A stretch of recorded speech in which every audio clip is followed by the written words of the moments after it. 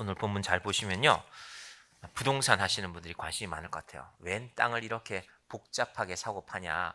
돈을 안 받겠다는데 왜 아브라함은 꼭 돈을 주려고 하냐라는 그런 내용들이 등장합니다.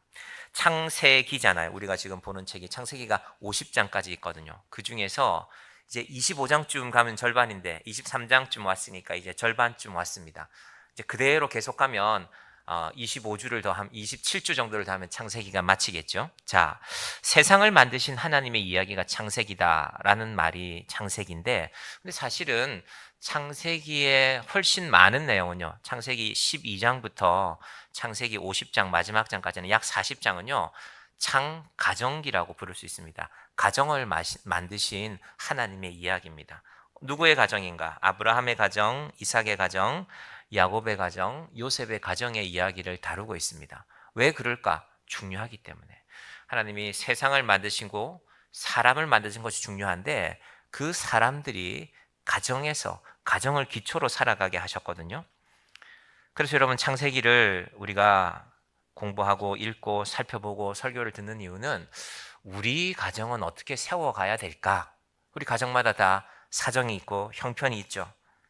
가슴 아픈 이야기도 있고 비밀도 있습니다.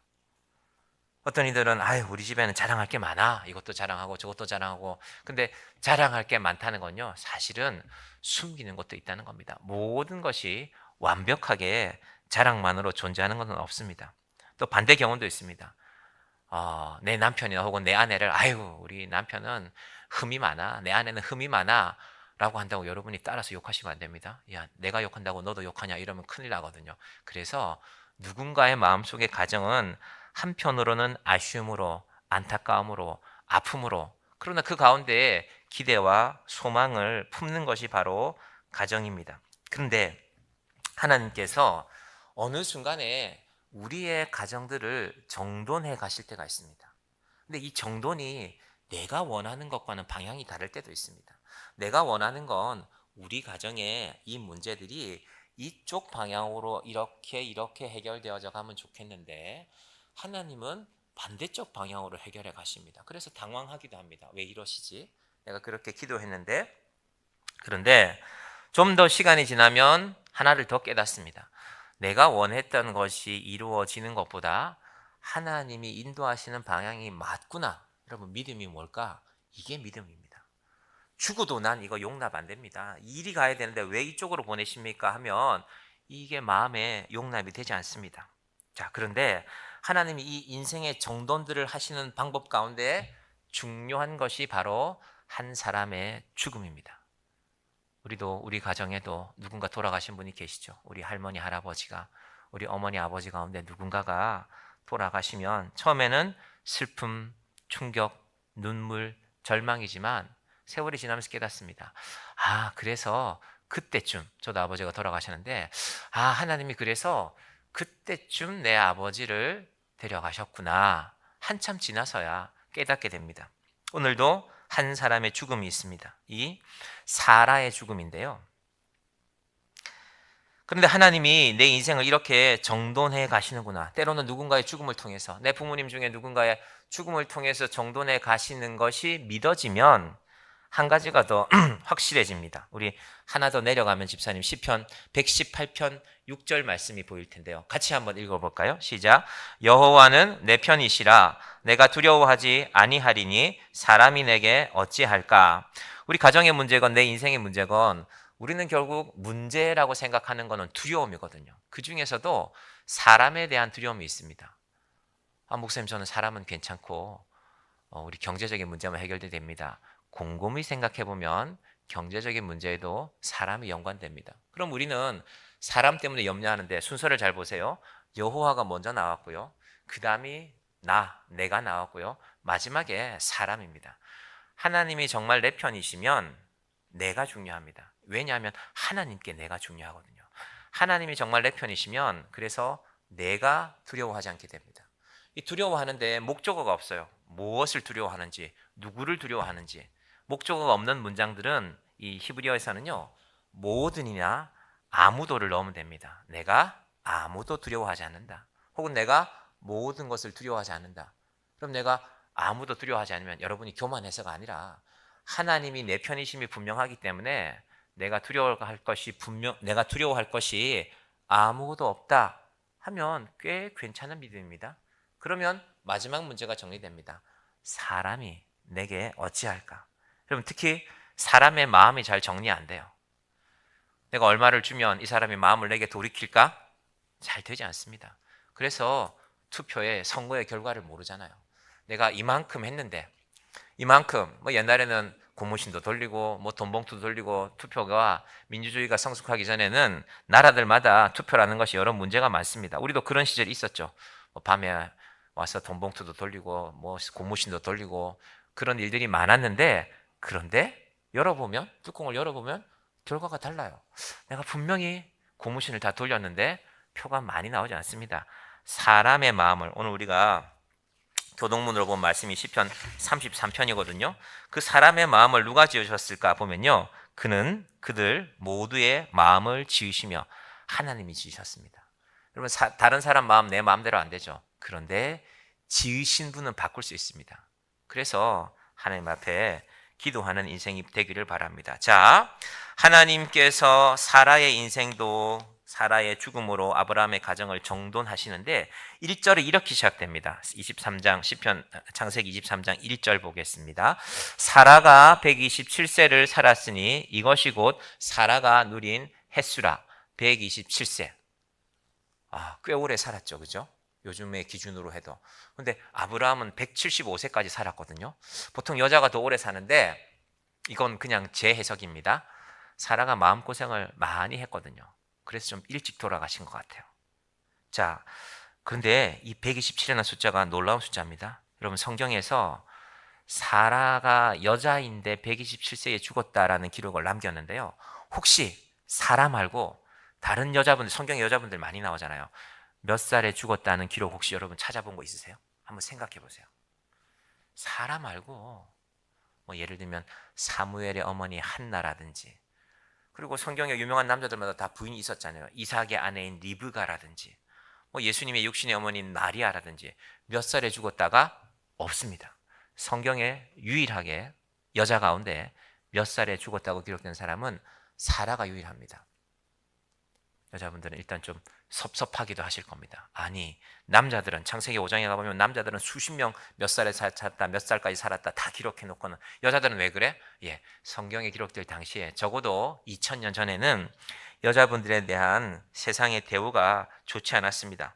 그런 사회적인 문제도 있지만 사회적인 문제가 있는데 그런데 사라의 이름이 유일하게 기록된 것이 그래서 중요합니다. 세상에나 그렇게 많은 여자들이 있는데 이 사람만 이름이 기억됐네. 이건 하나님이 사라를 특별하게 생각하셨다는 겁니다. 어떤 의미에서 그랬을까? 자, 먼저 아브라함이라는 사람이 사라 남편인데 믿음의 조상 혹은 믿음의 아버지라는 타이틀이 있잖아요. 그러면 믿음의 아버지가 있는데 믿음의 어머니도 있어야죠. 그런 의미에서 사라만큼은 몇 살에 죽었다고 기록해 놓는 것입니다. 그런데 이 두 번째 부분도 또한 중요한데 하나님이 사라를 특별하게 생각했습니다. 우리 인생에 다 아픔이 있죠. 사라도 특별한 아픔이 있습니다. 아브라함과 사라는요 원래 남매 사이입니다. 어머니는 달라요. 이복남매라 그러죠. 그러니까 아브라함의 엄마와 사라의 엄마는 다르지만 아브라함이 10년 먼저 태어났습니다. 아마 아브라함의 엄마와 이 아브라함의 아버지 데라가 먼저 결혼한 것 같아요. 그리고 다시 다른 부인에게서 둘째 이 사라라는 여동생이 태어났는데 어릴 때는 그래서 오빠라고 불렀겠죠. 그런데 어느 날 데라가 두 사람을 결혼하게 해서 오빠가 이제 남편이 된 겁니다. 여러분 더 복잡한 게 뭔지 아세요? 어제까지 내 아버지였는데 오늘은 내 아버지이기도 한데 내 시아버지가 됐어요. 여자분들에게, 이건 남자들은 잘 모르는 일이니까 인생 복잡하겠죠. 어제는 분명히 내 아버지였는데 오늘은 내 아버지이기도 하고 또 내 시아버지도 됐단 말이야. 얼마나 복잡하겠습니까? 이것이 사라의 인생이었습니다. 결혼했는데 76세까지 아이가 태어나지 않았으니까 이 또한 큰 아픔이었죠. 그래서 76세에 무슨 일이 있습니까?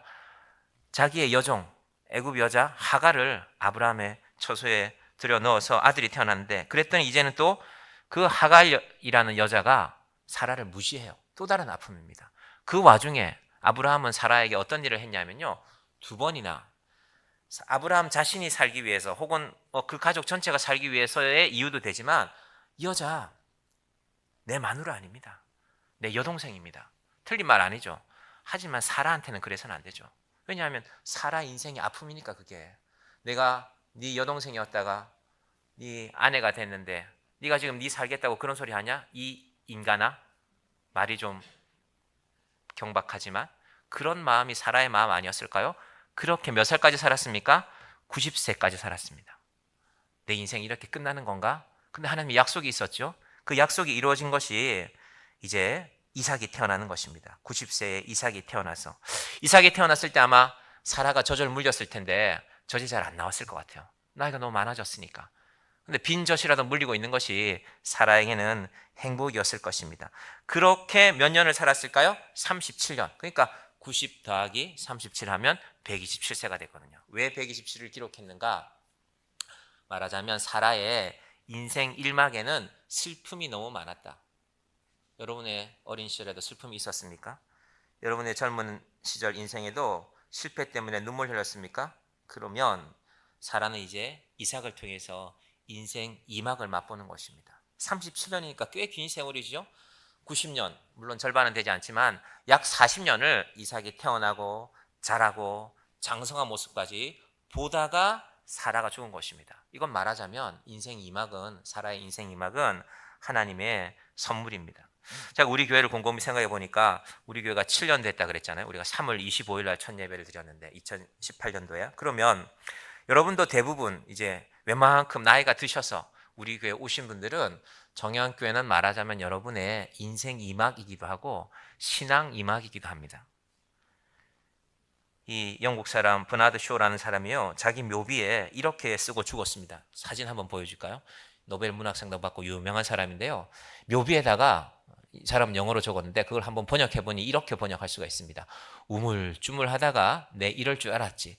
혹은 영어 그대로를 갖고 번역해 보면 뭐 제가 한번 해보면은 인생에 중요한 일이 나지 않고 저 around long enough 주변만 빙빙 돌다가 여러분 인생에 정말 중요한 일이 있는데 그 일은 정작 하지도 못하고 주변만 빙빙 돌다가 아이고 내가 요게 있어야 살 텐데 저게 있어야 살 텐데 그렇게 주변만 빙빙 돌다가 마지막 문장은 이런 일이 생기고 말았다. 내가 죽어버렸네. 이제 누둠에 누워있는 자기를, 이 사람이 원래 웃긴 이야기 희극을 많이 쓴 사람이거든요. 마지막 묘비까지도 인생 이렇게 살지 말라는 교훈을 좀 웃기게 남기는 것입니다. 우물쭈물하다가 지금 내가 무덤에 누워있다 이 말입니다. 여러분 우리 인생이 이렇게 되지 않기를 바랍니다. 인생 1막에는 실패가 있더라도 정신을 바로 차리고 하나님 제 인생 2막은 그렇게 살지 않기를 바랍니다. 정신을 바로 차리고 하나님 말씀 붙들고 정신을 똑바로 차리고 살아가겠습니다. 그럴 때 우물쭈물하다가 이럴 줄 알았다가 아니라 하나님 내 인생 1막에는 슬픔만 있었지만 눈물도 많았지만 인생 2막은 하나님의 은혜가 가득했습니다. 제가 알고 있는 한 목사님 이야기를 드리겠습니다. 이분은 저하고 나이 차이가 얼마 나지 않는데 참 인격이 좋으시고 신앙이 좋으세요. 그래서 그분을 부르는 별명 중에 하나가 목사님인지 예수님인지 구별이 안 간다고 예수님 같은 목사님이 오르고 그분을 아는 분들이 부르기도 합니다. 얼굴을 보면 이렇게 고상하게 공부만 하신 분 같은데 손을 만져보면 굳은 살이 정말 제대로 된 잔 굳은 살들이 박혀 있어요. 제가 이렇게 건설회사에서 일할 때 현장 소장님이 저한테 알려준 게 하나 있습니다. 처음 현장에 오는 분들은 누가 오든지 간에 뭐 목수이건 미장이건 어떤 분야 일을 하든지 간에 이제 그분이 기본적인 인적 사항 적게 되거든요. 그때 꼭 악수하라고, 그분 손을 꼭 만져보라고 얘기합니다. 손을 만져보면 어떻게 일할지 안돼요. 우리 교인들 가운데도 열심히 일하셔서 이렇게 남자분들 굳은 살이 배겨져 있는 분들이 있는데 일을 하다가 보면 우리가 어느 날은 30명이 필요하고 어느 날은 20명이 필요할 때가 있거든요. 그러면 이제 미리 알려줘야 되니까요. 어떤 분들 부를까요? 손에 굳은 살 배겨진 분들 부르죠. 그 현장 소장님은 그런데 저보다는 뭐 일을 훨씬 오래 안 보니까 만져보면 대부분 아세요. 그러면은 이제 일정을 짤 때 얘기해요. 오늘은 이 사람 짝짝짝 찍어줘요. 이분들 불러서 앞으로 일주일 동안 일하라 그래요. 그렇게 굳은 살이 이제 그분들의 일하는 조건이 되는 거죠. 제가 아는 목사님 그분은요, 얼굴을 딱 보면 야, 저분 대학교 교수님처럼 생겼네 하는데 손을 만져보면 굳은 살이 제대로 박혀 있습니다. 야, 이분 일 많이 하셨구나. 이분의 고향이 전라남도 고흥인데요.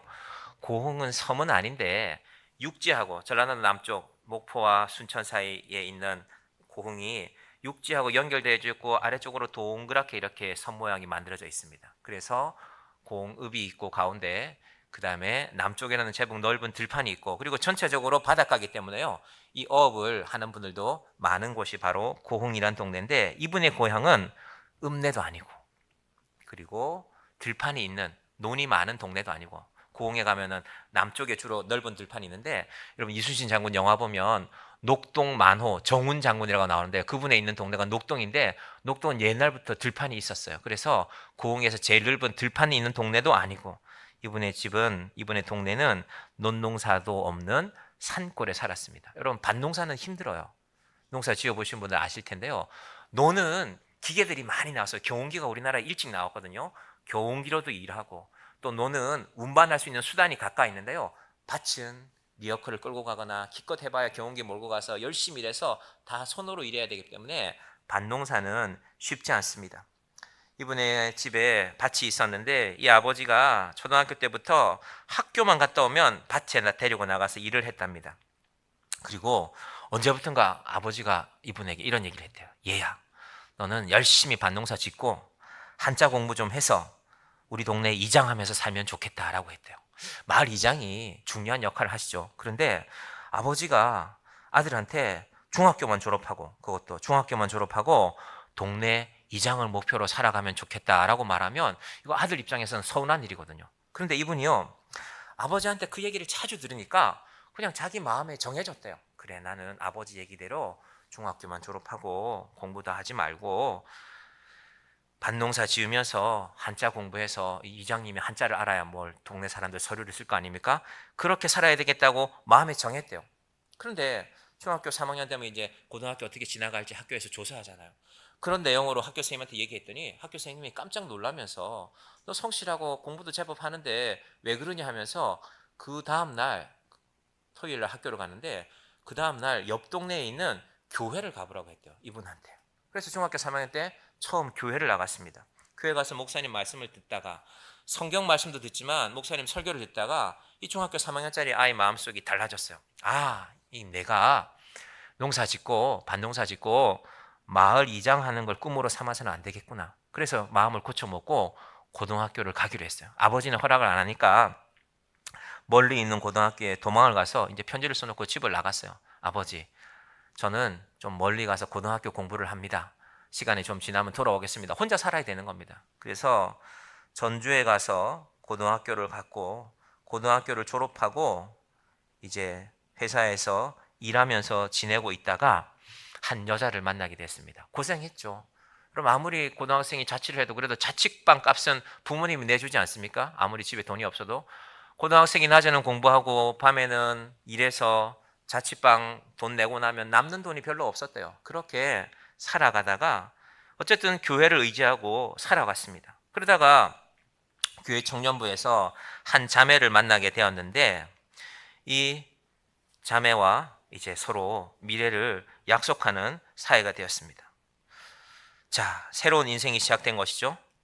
그런데 그 자매의 아버지 되는 분이 딸한테 얘기를 들었겠죠. 아빠, 나 사귀는 사람이 있어. 그랬더니 이제 자매 집에 한번 데려오라고 했습니다. 이제 그분의 이야기가 계속됩니다. 아버지 곁을 떠나서 고생하면서 전주에서 고등학교를 졸업하고 자그마한 회사에 공장에 취직해서 일하고 있었는데 이 자매는 당시에 지금 그분이 사모님 되셨는데 교대를 졸업하고 학교 선생님을 하고 있었어요. 선생님 시작한 지 얼마 안 됐는데 근데 그 자매 부모님, 아버지가 교회 장로님이셨는데 집으로 오라고 하니 얼마나 긴장되겠습니까? 반대하겠지? 예상하고 갔겠죠. 나는 고등학교만 졸업하고 이렇게 자그마한 공장에서 일하고 있는데 이런 딸을 나한테 줄까? 자, 집에 찾아갔습니다. 두 남자가 만났습니다. 악수를 하는데 한참 동안 자기 손을 잡고 있더라고요. 이게 악수라는 게 몇 초 흔들고 이렇게 놔야 되는데 한참 동안 잡고 있으니 그것도 또 얼마나 서먹했겠어요. 그리고 나서 자리에 앉아서 이야기가 시작됐습니다. 첫 마디가 장인어른 되실 분 말씀이 자네 손을 만져보니 절대 내 딸을 굶길 것 같지는 않네. 중요하잖아요. 첫 인상이. 자기는 어릴 때 너무 일을 많이 해서 손에 굳은 살이 너무 많은 게 사실은 자기 아픔이었는데, 사람들이 자기 손을 만져보면 너는 젊은 사람이, 어린애가 웬 손에 이렇게 굳은 살이 많냐 하는 것이 자기 아픔이었는데, 여러분 하나님은 때로는 아픔도 쓰십니다. 자, 이야기가 계속됩니다. 자네 손을 만져보니 절대 내 딸을 굶길 것 같지는 않네. 그런데 여자는 대학을 나와서 자기 일을 하고 있으니 남편이 될, 두 사람이 결혼하기로 했다니까 남편이 될 자네도 대학에 갔으면 좋겠네 라고 했습니다. 대학을 졸업하면 자네가 무슨 일을 하든지 결혼에 반대하지 않겠네. 그렇게 두 분이 이제 결혼 허락을 받은 거죠. 근데 이분이 한마디 더 덧붙였습니다. 기왕에 대학에 갈 거면 자네는 좋은 신앙과 인격을 가진 것 같으니 신학 공부를 해서 목회를 하는 것은 어떻겠느냐라고 그 장인들은 되실 분이 말씀하셨어요. 근데 이분도 마음에 결심하고 있었거든요. 내가 조금 더 생활이 안정되면 대학교 가서 공부하고 신학 공부해야 되겠다라고 결심하고 있었습니다. 여러분, 인생이 참 재밌지 않습니까? 내 친아버지는 나한테 너 곧 중학교만 졸업하고 농사 짓고 동네 이장하면 좋겠다라고 했는데, 뭐 그게 나쁜 건 아니지만, 그런데 장인어른을 되실 분은 자네 대학을 졸업하고 신학 공부하고 목사로 살아가라고. 이 장인어른 되시는 분이요, 2019년도에 우리 교회에 아로니아 주스를 좀 보내줬어요. 그때 드신 분 혹시 기억나는지 모르겠지만 본인이 농사 지으셔서, 우리나라에서 제일 먼저 아로니아 농사 지으셔서 전북 도민회 회장도 하고 이렇게 농업하는 데는 유명하신 분인데, 이분이 아로니아, 이제 그 친구, 저희 아는 목사님이 얘기했겠죠. 제 아는 분 중에 남양주에 개척한 분이 있습니까 하니까 아마 우리 교회 주소를 알려달라고 해서 보내신 것 같아요. 기억 안 나십니까 혹시 드신 분들? 저도 기억이 잘 안 나요. 저도 분명히 먹었을 텐데. 자, 여러분, 인생은 1막과 2막이 이렇게 달라질 수 있습니다. 내 친아버지는 나한테 중학교만 졸업하고 너 농사나 짓자, 우리 집에 돈도 많이 없는데, 이런 얘기를 하셨는데, 그러면서 내 손에 굳은 살이 베겨졌고, 내 인생 2막에서 만난 내 장인어른 되실 분은 대학교 가서 가정을 이루고 그렇게 목회하며 살면서 이제 그 뜻대로 살고 있는 것입니다. 자, 2절로 가봅니다. 사라가 가나안 땅 헤브론 기럇 아르바에서 죽음에 아브라함이 들어가서 사라를 위하여 슬퍼하며 애통하다가, 아내가 죽었으니까 슬퍼하고 애통하는 게 당연하죠. 그런데 이 이후에 이 얘기는요, 3절부터 보십시오. 전부 땅에 관한 얘기입니다. 땅 사는 이야기. 장지, 묘지를 사야 되는데 아브라함은 돈을 주고 사겠다고 하고, 반대쪽으로 땅을 파는 사람들은 돈을 받지 않겠다고 하고. 잘못된 것 아닙니까? 사는 사람이 공짜로 사면 좋은 것 아닙니까? 또 땅을 파는 사람은 돈을 받아야 되는데 왜 자꾸 돈을 받지 않는다고 할까요? 이게 아이러니입니다. 여러분, 인생에는 이런 모양이 있습니다. 이건 다르게 말하면요, 아브라함이 인생 2막을 지금 살고 있는데, 아내는 죽은 게 중요하니까요. 아내가 죽었으니까 혼자 남게 된 이 남편 아브라함이요, 인생 2막을 사는데 어떤 인생을 사는가? 뭐 좀 말이 어렵지만 역설적인 인생을 삽니다. 땅을 공짜로 주겠다고 하는데 계속 값을 치르겠다고 합니다. 그 이야기가 무려 3절부터 20절까지 이어집니다. 여러분, 3절부터 20절까지 해서요, 19절까지 빼버리고요, 20절 한번 보시겠어요? 20절 여러분 눈으로 한번 보시면, 이와 같이 그 밭과 거기에 속한 굴이 헷 족속으로부터 아브라함이 매장할 소유지로 확정되었더라. 이건 요즘 말로 하면요, 등기부 등본이 있다는 겁니다.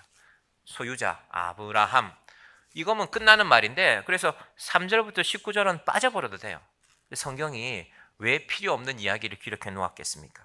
오늘 우리의 인생 2막에도 이 말씀을 한번 잘 적용해 보십시다. 자, 4절로 먼저 가봅니다. 아브라함이 지금 사라가 죽었는데 먼저 묘지를 마련해야 되거든요. 4절 가봅니다. 나는 당신들 중에 나그네요 거류하는 자이니 당신들 중에서 내게 매장할 소유지를 주어 내가 나의 죽은 자를 내 앞에서 내어다가 장사하게 하시오. 헷 족속이 아브라함의 장례식에 조문을 왔던 것 같아요. 근데 아브라함이 장례를 치르고 있다가 헷 족속을 찾아간 겁니다. 우리의 상식으로는, 그래, 묘지를 어디에 준비하는 거 중요하지, 우리 선산이 있으면 거기 모시든지 아니면 어디 뭐 땅을 좀 사든지, 묘지 만드는 게 결코 호락호락하지 않은데, 우리나라에서도 아브라함은 양치는 땅이라면 꽤 많아요. 근데 묘지는 아무 데다 쓸 수 없거든요. 그 당시에 이스라엘 사람들은 묘지를요, 굴에다가 만들었습니다. 굴을 만들어서 시신을 굴에다가 두면 세월이 지나면 살집들은 다 날아가고 뼈가 남기까지 세월이 걸리겠죠. 썩어서 없어지는 것입니다. 그러고 나면 그 뼈를 수습해서 한 곳에 모으고 다시. 자, 그런데 문제는 장례라는 게 언제 돌아가실지 모르잖아요. 할아버지가 얼마 전에 돌아가셨는데 할머니도 갑자기 돌아갈 수 있잖아요. 자, 그러면 굴이 어떤 굴이 좋냐면요, 이중으로 난 굴이 좋습니다. 굴이 입구가 하나짜리가 있고 굴이 입구가 두 개짜리가 있고 혹은 안에 들어가서 다시 굴이 나눠지기도 하거든요. 어린 시절에 저희 동네도 굴이 있었는데, 그러면 이중굴이 좋은 굴입니다. 막벨라 이중굴이라는 말입니다. 혹은 큰 굴이라는 말입니다. 그러니까 좋은 굴이죠. 자, 처음에는 누구랑 얘기하고 있냐면 지금요, 헷 족속들이랑 얘기하고 있습니다. 우리 교회 주변에 만약에 박씨들이 많이 사는 동네가 있어요. 그중에 박씨 어른들이 있겠죠. 박씨 어른들이랑 아브라함이 얘기하는 겁니다. 찾아가서 박씨 집안의 땅 중에 저희 집사람 좀 누일만한 그 묘지 하나 허락해 주시면 좋겠습니다. 제가 값을 내고 사겠습니다. 그러면 박씨 문중들이 허락해 준 것입니다. 자, 그것이 바로 6절인데, 내 주여 들어서서 당신은 우리 가운데 있는 하나님이 세우신 지도자이시니 우리 묘실 중에 좋은 것을 택하여 당신의 죽은 자를 장사하소서. 그러면서 뭐라고 합니까? 우리는 당신한테 돈 받고 그럴 마음이 없습니다. 얼마나 좋습니까? 아브라함이 잘 살았고 하나님이 아브라함을 인정하니까 이런 대우를 받는 것입니다. 문제는 아브라함이 그럴 마음이 없다는 겁니다. 이게 중요합니다. 오늘 이 땅 사고 파는 과정이 중요한 게 아니라 왜 아브라함이 꼭 돈을 치르려고 할까? 대가를 치르려고 할까? 이것이 오늘 설교의 두 번째 핵심입니다. 자, 그랬더니 이번에는 아브라함이 구체적인 이야기를 합니다. 아브라함이 생각해 뒀다는 거죠. 저 막벨라 굴이 좋겠다. 그 소유주가 박씨 가운데 에브론이라는 사람이 그 밭의 소유주였거든요. 자, 9절 보겠습니다. 9절.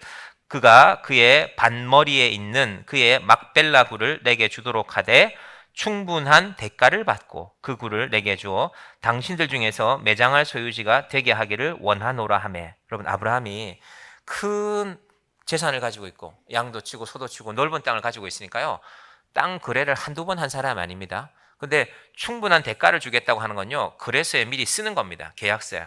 손해입니까? 손해보는 짓 아닙니까? 이거 손해보는 짓입니다.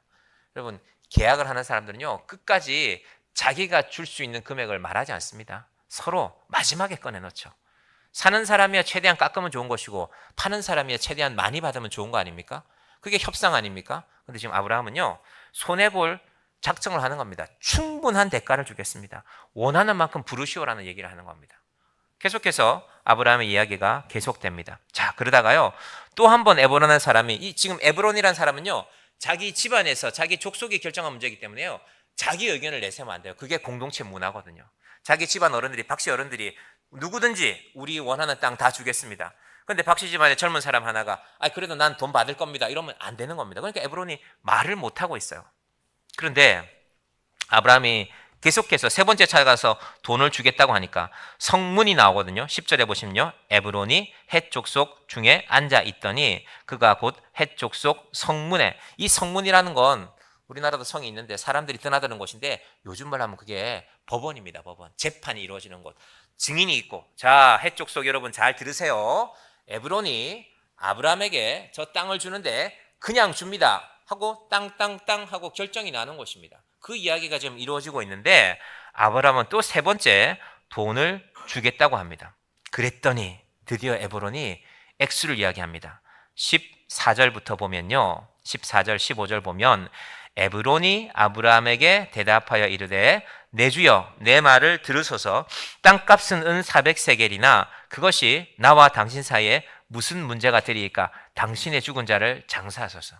여러분 땅이 있는데, 우리 동네 땅이 얼마인지 모르겠는데 옛날에는 한 평당 400만 원 좀 했던 것 같아요. 이 근처 땅이. 그러면 400만 원짜리 땅이 나한테 100평 있으면 얼마짜리입니까? 4억짜리인데 하는 마음이 에브론 속에 있는 거예요.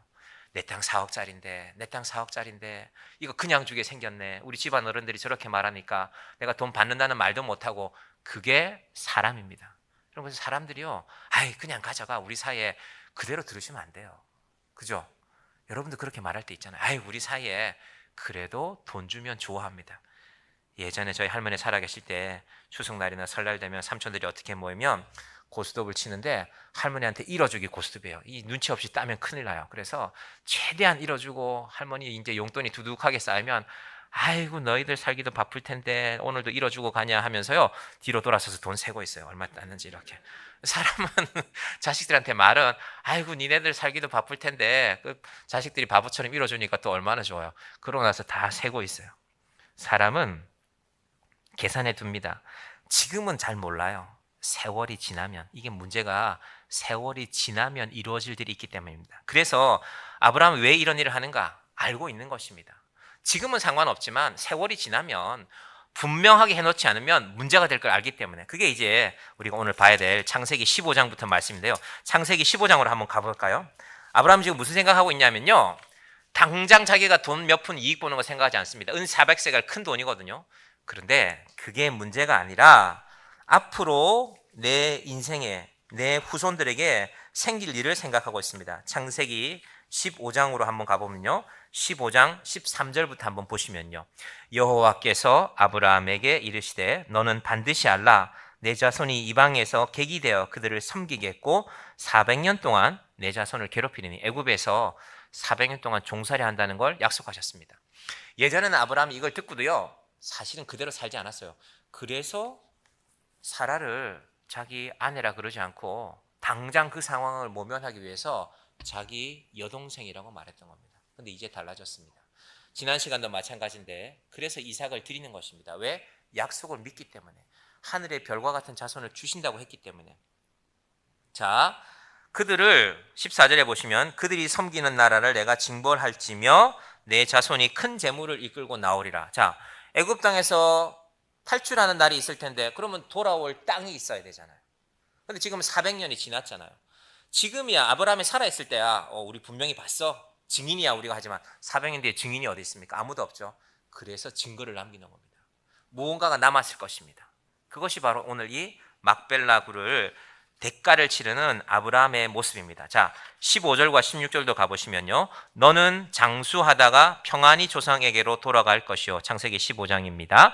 내 자손은 4대 만에 이 땅으로 돌아오리니 이는 아모리 족속의 죄악이 아직 차지 아니함이니라 하시더니 하나님의 계획을 아브라함이 믿고 있습니다. 내 자손이 이 땅에 돌아왔는데 이 사람들이 그때 말은 그렇게 했지만 너희 조상 아브라함이 우리한테 뭐 은 하나라도 줬냐? 라고 하면 이 약속은 깨어지는 것입니다. 그래서 대가를 치르는 것입니다. 자, 문제는 이 아브라함의 약속을 그 후손들도 잘 알고 있다는 것입니다. 이제 창세기 47장 한번 가보겠습니까? 이 땅으로 돌아온다고 했거든요. 47장 28절부터 보면요.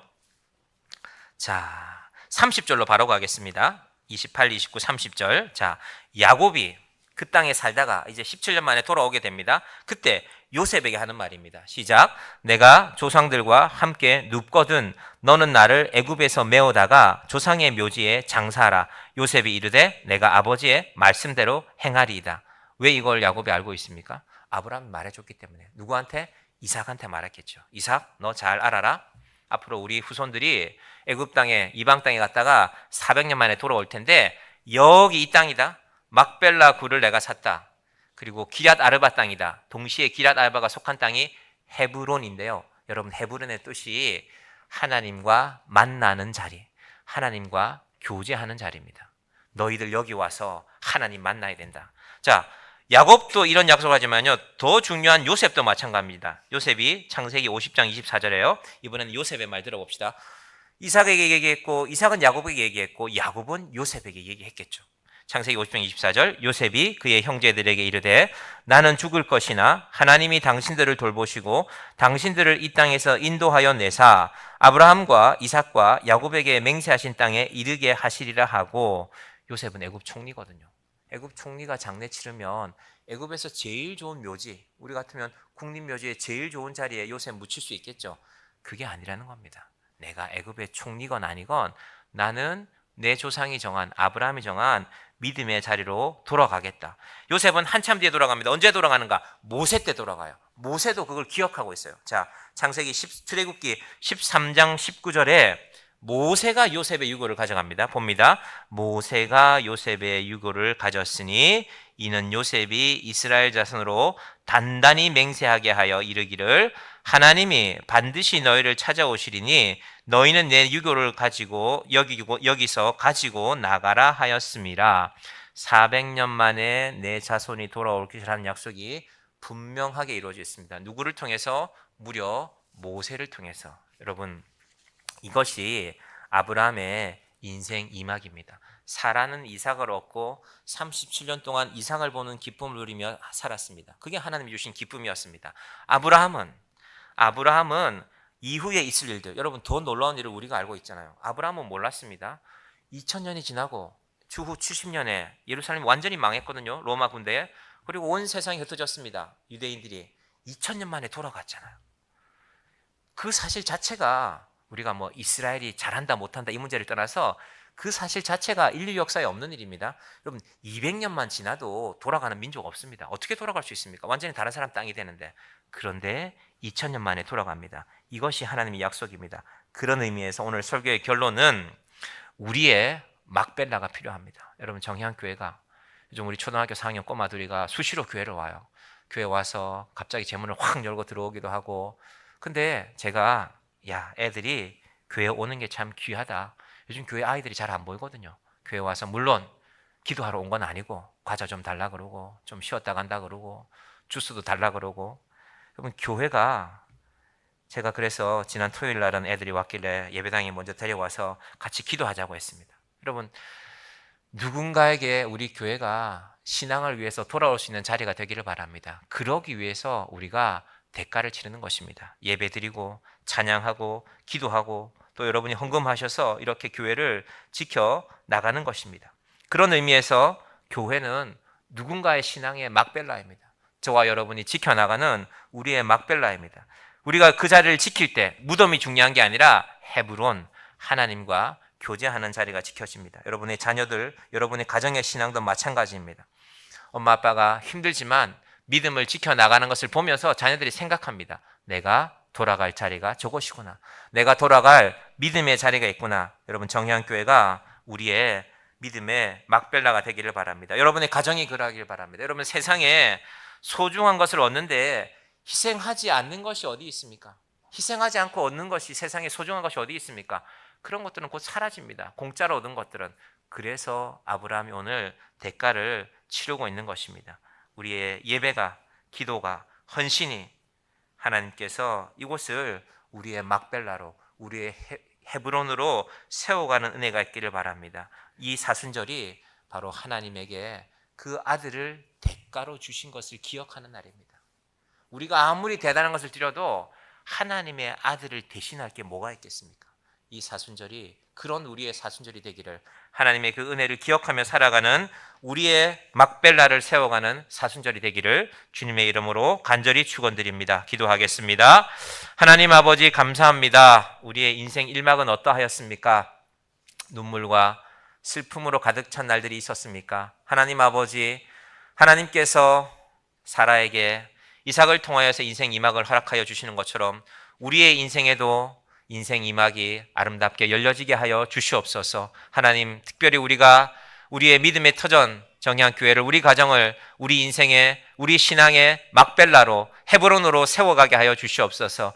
대가를 치르지 않고 얻는 소중한 것이 세상에 어디 있습니까? 소중한 대가를 치른 것만이 우리 인생에 확정되어지는 것입니다. 아버지 하나님, 참으로 그 말씀대로 오늘 설교의 제목대로 아브라함이 소유로 확정된지라, 아버지 하나님, 우리의 믿음의 소유로 확정되는 우리 정향교회가 되게 하여 주시고, 우리 가정이 되게 하여 주시고, 우리의 자녀들이 돌아올 믿음의 터전이 이 땅에 든든히 세워지게 하여 주시옵소서. 예수님의 이름으로 기도드립니다. 아멘.